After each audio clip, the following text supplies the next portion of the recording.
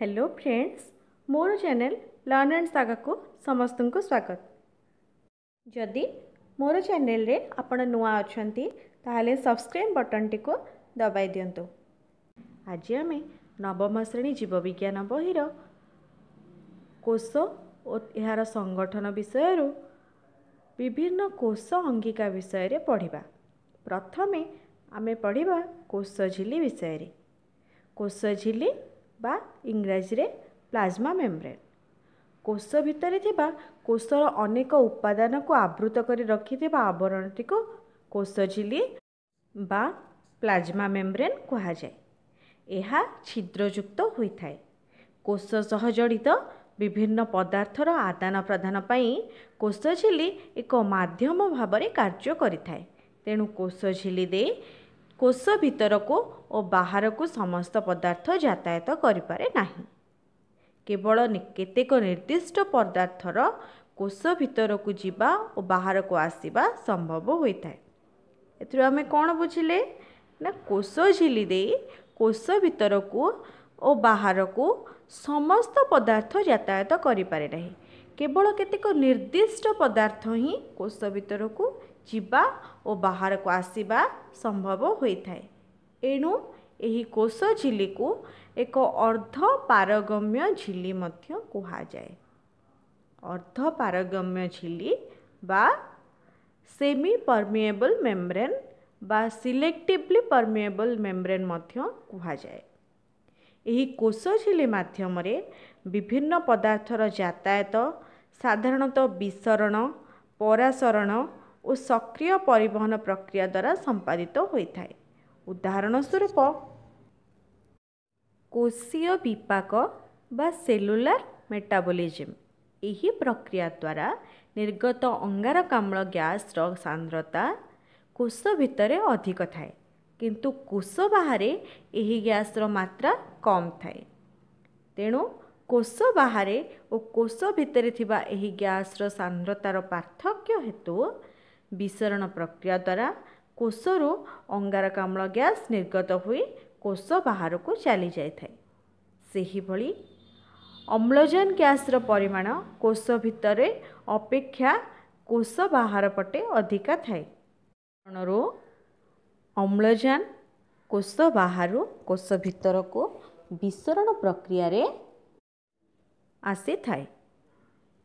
अतएव कोशर यही गैसीय आदान प्रदान रे विसरण प्रक्रिया एक प्रमुख भूमिका ग्रहण करिथाय।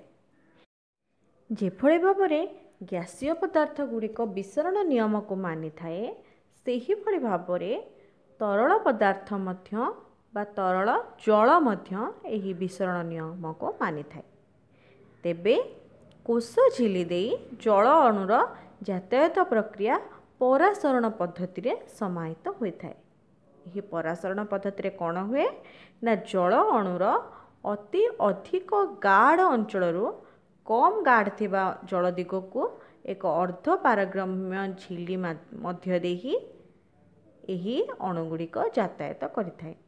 एही प्रक्रिया द्वारा कोशर आवश्यकीय धातव लवण और अन्यान्य पदार्थ गुड़िक मध्य कोश झिल्ली देई यातायात करिथांती।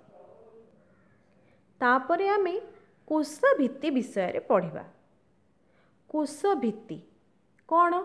उद्भिद कोशरे कोश झिल्लीर बाहर पटे एक अतिरिक्त कठिन आवरण रही थाए। एही आवरण को कोश भित्ति बा सेल वाल कहा जाए। एहा मुख्यतः सेलुलोज नामक एक श्वेत सार द्वारा गठित। एही सेलुलोज कौन गोटे ना यह गोटे श्वेत सार। यह उद्भिद कोश को आकृति दे थाए एवं दृढ़ता मध्य दे थाए। बैक्टेरिया कोश रे मध्य कोश भित्ति रही थाए। तापरे पढ़िबा आमे कोश जीवक विषय रे। कोश जीवक बा साइटोप्लाज्म।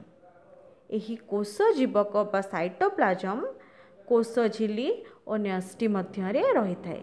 यह अपेक्षाकृत स्वच्छ एवं तरल बा अर्ध तरल और गतिशील। एथिरे जैविक और अजैविक उभय प्रकार उपादान रही थाए। कोष जीवकरे विभिन्न कोष अंगिका यथा कौन कौन थाए ना mitochondria, ribosome, Golgi body, endoplasmic reticulum, लबक। यह व्यतीत अनेक एंजाइम मध्य एही कोष जीवक मध्यरे रही थाए।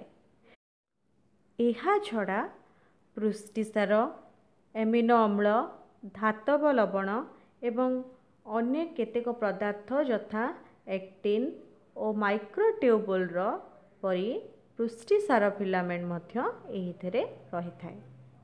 साइटोप्लाज्म मध्यरे थिबा विभिन्न कोष अंगिकार गठन और कार्य द्वारा विभिन्न होइथाए। तेणु से गुड़ी को पृथक भाव में आलोचना करिबा।